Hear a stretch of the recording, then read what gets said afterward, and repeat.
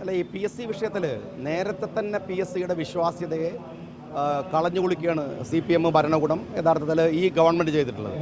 PSCയിലേക്ക് പരീക്ഷ എഴുതാത്തവരെ, എഴുതിയ ആളുകളെ കോപ്പി അടിക്കാൻ സഹായിച്ചൊക്കെ തന്നെ PSC നിയമനം നടത്തി അതിൻ്റെ വിശ്വാസ്യത കളഞ്ഞു. ഇപ്പം മൊത്തത്തിൽ PSCയെ തന്നെ അതിൻ്റെ സ്ട്രക്ചർ തന്നെ, ഒരു ഭരണഘടനാ സ്ഥാപനത്തിൻ്റെ സ്ട്രക്ചർ തന്നെ അതിൻ്റെ വിശ്വാസ്യത തകർക്കുന്ന തരത്തിലേക്കാണ് കാര്യങ്ങൾ പോയിരിക്കുന്നത്.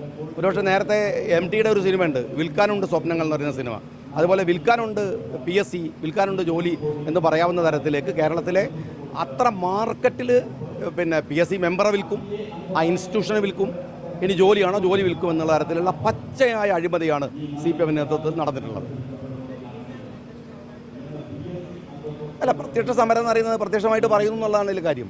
സമരത്തിൻ്റെ സമയത്ത് ലീഗ് സമരം ചെയ്യുക തന്നെ ചെയ്യും. പക്ഷേ ഇതിലുള്ള വിഷയം അതൊന്നുമല്ല. ഇപ്പോൾ ഇവിടെ പലതരത്തിലുള്ള നിഷേധങ്ങൾ CPM നടത്തുന്നുണ്ട്. പക്ഷേ റിയാസ് എന്ന് പറയുന്ന ഒരൊറ്റ മന്ത്രി, നമുക്കൊക്കെ അറിയാം കോഴിക്കോട് നടക്കുന്ന ഒരു രാഷ്ട്രീയമുണ്ട്. ഒന്ന് മോഹനൻ്റെ എളമരം കരീമൊക്കെ നിൽക്കുന്ന ഒരു ടീം, മറുഭാഗത്ത് റിയാസിൻ്റെ നേതൃത്വത്തിലുള്ള ഒരു ടീമും ഇവിടെയുണ്ട്. ഇവർ പരസ്പരം പതുക്കെ ഇവരുടെ രഹസ്യങ്ങൾ പുറത്തു വരാണ്. കോഴിക്കോട് നഗരത്തിൽ കോർപ്പറേഷനെ മറയാക്കി വിറ്റിട്ടുള്ള ഒരുപടി സ്ഥാപനങ്ങൾ, ഇപ്പോൾ ഞാൻ നിങ്ങളോട് പറയാം, കോർപ്പറേഷൻ്റെ ഭൂമിയിൽ നടന്നിട്ടുള്ള കള്ളക്കളി ഞങ്ങളത് വളരെ അടുത്ത് തന്നെ കൊണ്ടുവരാൻ പോവാണ്. നിരവധി കള്ളക്കളികൾ. അതിലൊക്കെ തന്നെ കേരളത്തിലെ പൊതുമരാമത്ത് വകുപ്പ് മന്ത്രിയായിട്ടുള്ള റിയാസിൻ്റെ സന്തത സഹചാരികളും കൂട്ടാളികളുമായിട്ടുള്ള ആളുകൾ. രണ്ടാമത്തത് ഈ ഇഷ്യൂ സെറ്റിൽമെൻറ്റ് മാഫിയാണ്. ഇഷ്യൂ സെറ്റിൽമെൻറ്റ് എന്ന് പറഞ്ഞാൽ ഇപ്പോൾ മലബാറിൽ നടക്കുന്ന എല്ലാ പ്രശ്നങ്ങളുടെയും സെറ്റിൽമെൻറ്റ് ഏറ്റെടുത്തിരിക്കുന്ന മോഹനൻ മാഷിൻ്റെ നേതൃത്വത്തിലുള്ള മറ്റൊരു മാഫിയ സംഘം.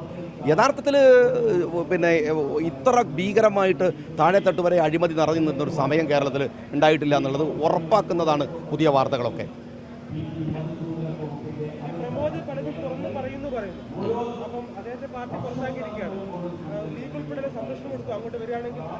അല്ല, സംരക്ഷണം കൊടുക്കുക എന്ന് പറയുന്നത് മുസ്ലിം ലീഗിൻ്റെ മാത്രം പണിയൊന്നുമല്ല.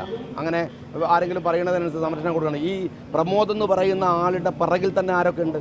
എന്താണ് അതിലെ നാടകം? യഥാർത്ഥത്തിൽ പ്രമോദിനെ മുമ്പിൽ നിർത്തിയിട്ട് കളിക്കുന്നവരാരാണ്? ആരുടെ കാര്യങ്ങൾ പുറത്തു കൊണ്ടുവരാനാണ് പ്രമോദിനെ ഉപയോഗിക്കുന്നത്? ഇതൊക്കെ ഒരു വിഷയമാണ്. ഇതൊക്കെ അവർ തമ്മിലുള്ള പ്രശ്നം. ഞാൻ പറഞ്ഞില്ല, കോഴിക്കോട്ടെ രണ്ട് ലോബിയാണ്. ഒന്ന് റിയാസ് നേതൃത്വം കൊടുക്കുന്ന ഒരു ഗ്രൂപ്പ്, ഒന്ന് മോഹനനും എളമരം കരീമും കൊടുക്കുന്ന ഒരു ഗ്രൂപ്പ്. ഇവർ തമ്മിൽ നടക്കുന്ന സമരങ്ങളുടെ എന്നുവെച്ചാൽ കൊള്ളക്കാർ തമ്മിൽ തെറ്റുമുണ്ടാകുന്ന പ്രശ്നങ്ങളുണ്ട്.